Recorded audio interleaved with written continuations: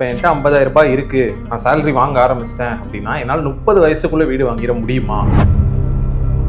Rent கட்டுறதை விட EMI கட்டுறது எவ்வளவோ மேல். இஎம்ஐயோட ஜென்ரலாக அந்த ப்ராப்பர்ட்டியை பொறுத்த வரைக்கும் ரெண்ட் வந்து இஎம்ஐ நீங்கள் எடுக்கணும் அப்படின்னு நினச்சிங்கன்னா, நான் ஒரு 50 லட்ச ரூபாய் வீடு வாங்கணும்னு ஆசைப்படுறேன் அப்படின்னா என்கிட்ட முன்பணமாக எவ்வளவு சார் இருக்கணும்? நான் எவ்வளோ சேர்த்து வச்சிருக்கணும்?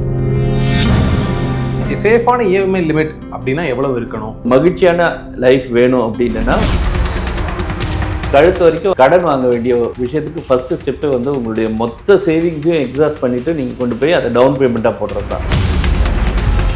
திடீர்னு ஒரு ஜாப் லாஸ் வந்தது, ஒருவேளை உடம்புக்கு போக முடியல மீன்ஸ் ஒரு சைடு 20,000 ரெண்ட் சார், இன்னொரு சைடு 35,000 இஎம்ஐ. இது ரெண்டில் மிடில் கிளாஸ்க்கு பெட்டர் அண்ட் ஸ்மார்ட்டர் சாய்ஸ்னா இதோ சார் நீங்கள் சொல்லுங்கள். வணக்கம் சார்.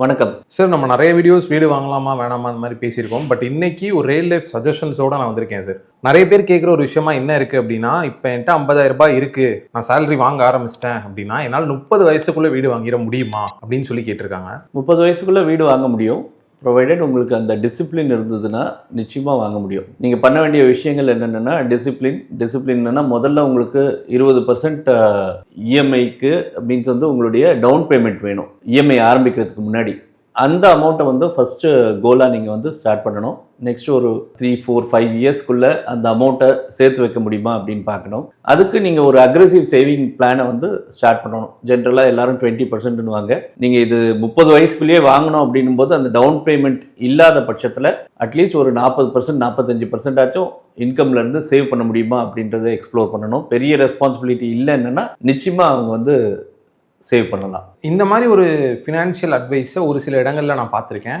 அது என்னன்னா, நீங்கள் வந்துட்டு ரெண்ட் கட்டுறதை விட இஎம்ஐ கட்டுறது எவ்வளவோ மேல் அப்படின்னு சொல்லுவாங்க வீடு சம்மந்தப்பட்டதில். ஸோ இது கரெக்டான ஒரு ஃபினான்ஷியல் அட்வைஸா சார்? இது வந்து கான்டெக்ஸ்டுவல் அப்படின்னு சொல்லலாம். இப்போ இஎம்ஐன்னா என்னென்னா, இஎம்ஐயில் 2 போர்ஷன் இருக்குது. ஒன்று வந்து நீங்கள் வந்து பிரின்சிபலை திருப்பி கட்டுறீங்க, இன்னொன்று வந்து இன்ட்ரெஸ்ட்டை திருப்பி கட்டுறீங்க. இஎம்ஐ என்ன கொடுக்குது அப்படின்னா, போக போக உங்களுக்கு ஈக்விட்டியை கொடுக்குது. ஈக்விட்டின்னா உங்களுக்கு வந்து அந்த அசட்டை வந்து நீங்கள் ஓன் பண்ணக்கூடிய கெப்பாசிட்டியை கொடுக்குது. அதே ரெண்ட் வந்து அந்த விஷயத்தை உங்களுக்கு கொடுக்காது. நீங்கள் எவ்வளோ நாள் இருக்கிறீங்களோ ஒரு கான்ட்ராக்டில் இருக்கிறீங்க, உங்களுக்கும் ஒரு ஓனருக்கும் லேண்ட்லார்டுக்கும் ஒரு கான்ட்ராக்ட் இருக்குது. நீங்கள் இருக்கிற வரைக்கும் அந்த வீட்டில் இருக்கலாம். ஸோ இந்த விஷயம் பண்ணலாம். பட் இஎம்ஐயோட ஜென்ரலாக அந்த ப்ராப்பர்ட்டியை பொறுத்த வரைக்கும் ரெண்ட் வந்து குறைச்சலாக இருக்கும். நீங்கள் ரெண்ட்டு கொடுத்துட்டு மீதி இருக்கிற போர்ஷனை நீங்கள் சேவ் பண்ணி இன்வெஸ்ட் பண்ணிங்கனாலும் நீங்கள் வந்து you can too much better. ஆனால் இஎம்ஐ நீங்கள் எடுக்கணும் அப்படின்னு நினச்சிங்கன்னா, ப்ரொவைடட் ஒரு லார்ஜர் போர்ஷனை முதலே சேவ் பண்ண ஆரம்பிச்சிட்டிங்கன்னா இன்னும் சிறப்பாக இருக்கும். நான் ஒரு 50 லட்ச ரூபாய் வீடு வாங்கணும்னு ஆசைப்படுறேன் அப்படின்னா என்கிட்ட முன்பணமாக எவ்வளவு சார் இருக்கணும்? நான் எவ்வளோ சேர்த்து வச்சிருக்கணும்? எல்லாருமே வந்து இந்த 20% டவுன் பேமெண்ட்டை மட்டும் தான் பேசுவாங்க. பட் நீங்கள் வந்து காஸ்ட்ன்றது வந்து 20% டவுன் பேமெண்ட் மட்டுமே கிடையாது. நீங்கள் 50 லட்ச ரூபா வீடு வாங்குறீங்கன்னா 20%ன்றது 10 லட்ச ரூபா நீங்கள் வந்து டவுன் பேமெண்ட்டாக கொடுக்க வேண்டியிருக்கும். மீதி 40 லட்ச ரூபாய்க்கு உங்களுக்கு பேங்க்கோ இல்லை ஃபினான்ஷியல் இன்ஸ்டியூஷனோ உங்களுக்கு அந்த லோனை கொடுப்பாங்க. பட் அது தவிர உங்களுக்கு கண்ணுக்கு தெரியாத காஸ்ட் இருக்குது. ஒரு 9-11% வந்து ரிஜிஸ்ட்ரேஷன் சார்ஜஸ் போயிடும். ஸோ நீங்கள் ப்ரோக்கரேஜ் ஏதாவது கொடுக்குறீங்கன்னா அந்த ப்ரோக்கரேஜ் போயிடும். ஸோ இந்த விஷயத்துக்கு வந்து நீங்கள் வந்து ஒரு பர்டிகுலர் ஒரு அமௌண்ட்டை வந்து இயர்மார்க் பண்ணி வச்சுக்கணும். ரெண்டாவது விஷயம் வந்து, ஒரு வீடு வாங்கிட்டீங்க அப்படின்னா உடனே அப்படியே போய் குடியேற முடியாது. அதில் வந்து சில இன்டீரியர்ஸ் எல்லாம் பண்ண வேண்டியிருக்கும். ஒரு 50 லட்ச ரூபா வீடு அப்படின்னா நீங்கள் எவ்வளோ குறைவாக பண்ணினீங்கனாலும் ஒரு 5 லட்ச ரூபாலேருந்து 7 லட்ச ரூபா வரும். அது வீடு உங்களுக்கு பொசஷன் வரும்போது உங்களுக்கு கிடைக்கும். ஒருவேளை செகண்ட் ஹேண்ட் ப்ராப்பர்ட்டி ரெடியாக இருக்குது அப்படின்னா நீங்கள் அட்லீஸ்ட் அந்த ஒரு ரிப்பேர் அண்ட் ரினிவல்ஸ் ஆச்சும் பண்ண வேண்டியிருக்கும். அந்த மாதிரி ஒரு மெயின்டெனன்ஸ் பண்ணிட்டு தான் நீங்கள் வந்து உள்ளே போக முடியும். ஸோ அந்த விஷயங்களுக்கு உங்களுக்கு பணம் தேவைப்படும். அதனால் என்னோட ஒரு சஜஷன் என்னென்னா, ஒரு 50 லட்ச ரூபா வாங்குறீங்கன்னா டவுன் பேமெண்ட்டுக்கு ஒரு 20%, மற்ற எக்ஸ்பென்சஸ்க்கு இன்னொரு ஒரு 20%, அதாவது ஒரு 20 லட்ச ரூபா உங்கள் கையில் இருந்தது அப்படின்னா நீங்கள் ஒரு வீடை வந்து நிச்சயமாக கன்சிடர் பண்ணலாம். பார்த்தீங்கன்னா ஒரு பேங்க்கில் வந்து நம்ம சப்ஸ்கிரைபரில் ஒருத்தருக்கு வந்து 40 லட்ச ரூபாய் கிட்ட ஹோம் லோன் நீங்கள் எடுத்துக்கலாம் அப்படின்னு சொல்லியிருக்காங்க. அவரோட கேள்வி என்னன்னா, நான் இப்போ அதை எடுக்கலாமா அப்படின்ற ஒரு கேள்வி கேட்டுட்டு இன்னொன்றும் கேட்டிருக்காரு. என்ன விஷயம்னா, சேஃபான இஎம்ஐ லிமிட் அப்படின்னா எவ்வளவு இருக்கணும் அப்படின்றதையும் கேட்டிருக்காரு. சரி, பேங்க் எப்பயுமே உங்களுக்கு வந்து உங்களுடைய எலிஜிபிலிட்டியை பார்ப்பாங்க. பட் உங்களோட லைஃப் ஸ்டைலோ அவங்களுக்கு தெரியாது. அதாவது நீங்கள் இவ்வளோ இன்கம் வாங்குறீங்க, இவ்வளோ வரைக்கும் உங்களுடைய எலிஜிபிலிட்டி லிமிட் இருக்குது அப்படின்றத பார்த்துட்டு ஒரு அமௌண்ட்டை சொல்லுவாங்க. அது உங்களுடைய 50%, 55%, 60% கூட இருக்கும். சில இன்ஸ்டியூஷன்ஸ் அதை விட அதிகமாக போகிறதுக்கான வாய்ப்புகளும் இருக்குது. பட் நீங்கள் உங்களுக்கு ஒரு மகிழ்ச்சியான லைஃப் வேணும் அப்படின்னா உங்களுக்கு ஒரு லிமிட் இருக்கணும். அந்த லிமிட்டுக்கு மேலே வந்து உங்களுடைய இஎம்ஐ போகக்கூடாது. அந்த லிமிட்டானது ஒரு 30 to 35% ஆஃப் யுவர் சேலரி. 30லேருந்து 35%, 50,000 ரூபா வாங்குறாங்கன்னா ஒரு 30%னா 15,000 ரூபா டு 17,000 ரூபா இதுக்குள்ளே உங்களுடைய இஎம்ஐ அமைஞ்சதுன்னா உங்களுக்கு மற்ற விஷயங்களுக்கு உங்களுக்கு எக்ஸ்பென்சஸ்க்கு பணம் இருக்கும், ஓரளவுக்கு எமர்ஜென்சி கார்பஸ் எடுத்து வைக்கிறதுக்கும் பணம் இருக்கும்.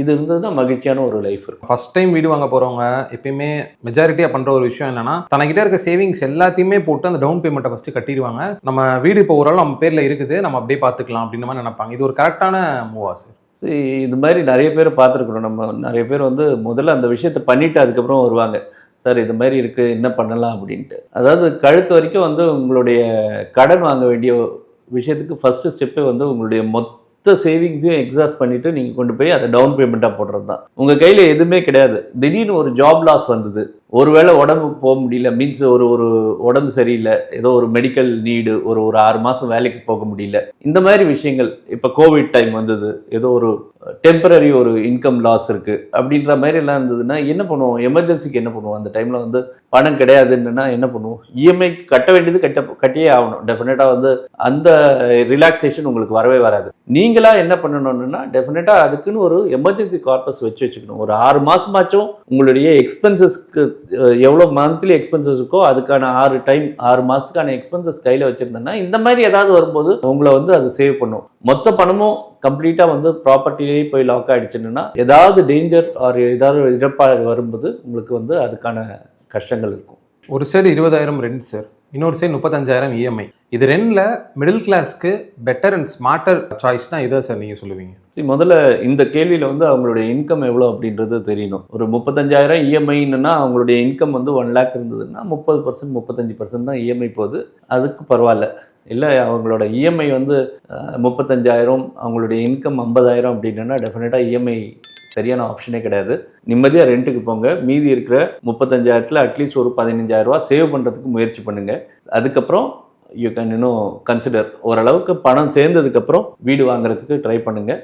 எவ்ரி இன்க்ரிமெண்ட் வரும்போதும் அட்லீஸ்ட் அந்த இன்க்ரிமெண்ட்டுக்கு மேலே, இப்போ உங்களுடைய இன்க்ரிமெண்ட் 10% வந்ததுன்னா 12% உங்களுடைய சேவிங்கையோ இன்வெஸ்ட்மெண்ட்டையோ இன்க்ரீஸ் பண்ணுறதுக்கு முயற்சி பண்ணுங்கள். இந்த மாதிரி டிசிப்ளின்டாக ஒரு வாழ்க்கை வந்துட்டு இருந்ததுன்னா நிச்சயமாக நல்லாயிருக்கும். ஏதோ ஒரு விஷயத்தை வந்து நீங்கள் சாக்ரிஃபைஸ் பண்ண வேண்டியிருக்கும். ஒன்று வந்து உங்களுடைய செலவுகளை குறைக்க வேண்டியிருக்கும், இல்லை உங்களுடைய வாழ்க்கை தரத்தில் டெஃபினட்டாக வந்து அதுக்கேற்ற மாதிரி அமைச்சிக்க வேண்டியிருக்கும். இந்த 2 சாக்ரிஃபைஸு, இந்த டிசிப்ளின் இருந்தால் மட்டும்தான் உங்களுடைய கனவை வந்து நீங்கள் நிறைவேற்ற முடியும்.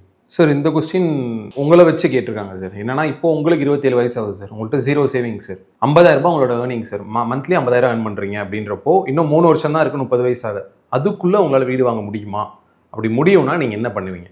27 வயசு 30 வயசு என்னென்னா, ஒன்று கல்யாணம் ஆகலை, பெரிய ஒரு ரெஸ்பான்சிபிலிட்டி இல்லை அப்படின்னா நிச்சயமாக வந்து ட்ரை பண்ணலாம்.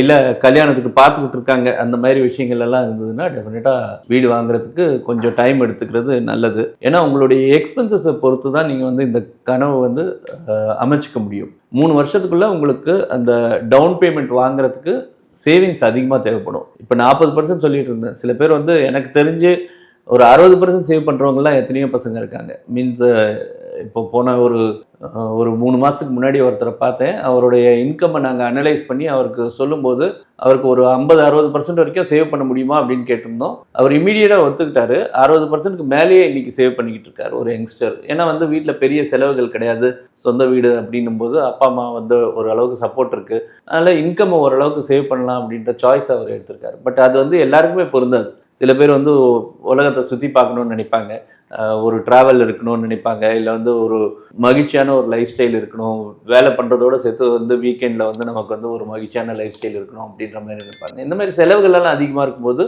அதை கண்ட்ரோல் பண்ண வேண்டியது ரொம்ப ரொம்ப இம்பார்ட்டண்ட்டு. செலவை கண்ட்ரோல் பண்ணி நீங்கள் வந்து உங்களுடைய இன்வெஸ்ட்மெண்ட்டை பெருக்கினீங்கன்னா நிச்சயமாக வந்து உங்களால் பெரிய விஷயங்களை சாதிக்க முடியும். ஓகே சார், ரொம்ப நன்றி சார். ரொம்ப ரொம்ப நன்றி. தேங்க்யூ.